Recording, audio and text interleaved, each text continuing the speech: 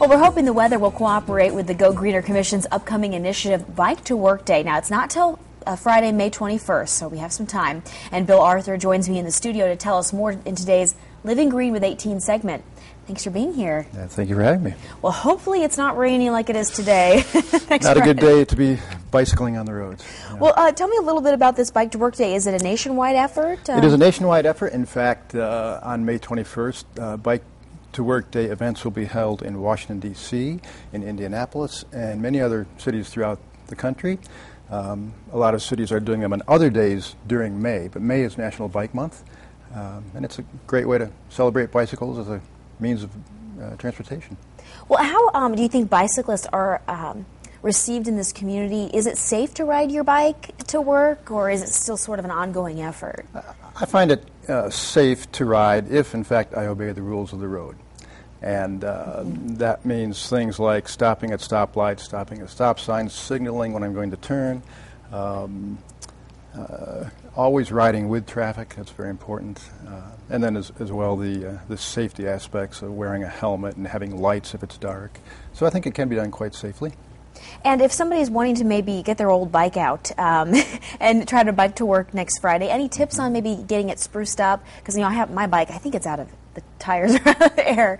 Any advice on getting it? We've got a couple of good bike shops in town. The new one in Lafayette called Virtuous Cycles, and then the old standby on the west side of the levee is Hudson's Bay, and they will do both of those will do a great job in tuning up your bike. And how important is the helmet? Because a lot of people, they like the air going through their hair when they ride their bike. I just think that is not very safe.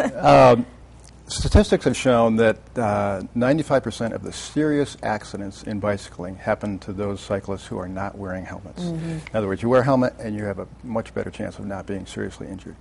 So how many people do you think you're going to have biking to work? Any idea on how? We're hoping to have hundreds. A few years ago, we've had this event for a number of years, and we've had upwards of 50 to 60 in previous years. But I think this year we're getting the word out a little better, and cycling is becoming more popular in terms of a means to get to work, to commute.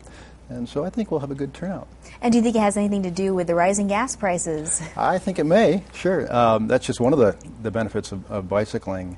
You save a buck or two, but you do get your exercise. You prevent a little bit of pollution from happening, and it's a great social and fun activity, I think.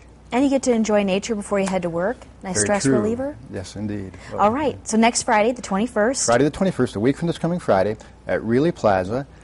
It'll be a relatively short event. The mayors will be there. They'll be proclaiming the day as Bike to Work Day. We'll have some local businesses handing out some things. We'll have one of our speakers talk about area bicycle and pedestrian legislation, bicycle-friendly legislation. And I think it'll just be a great celebration of bicycling. All right. I'm not sure that I will be riding my bike to work at 3 a.m., but I'll ride it later in the day in celebration. Great.